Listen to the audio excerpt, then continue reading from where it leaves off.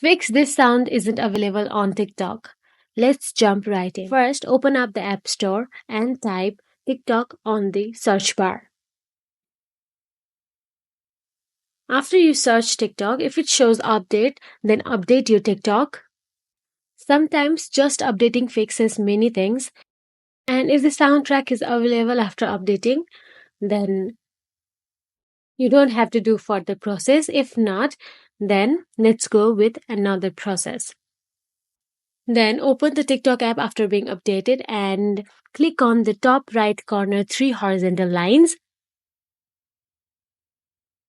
And now select settings and privacy.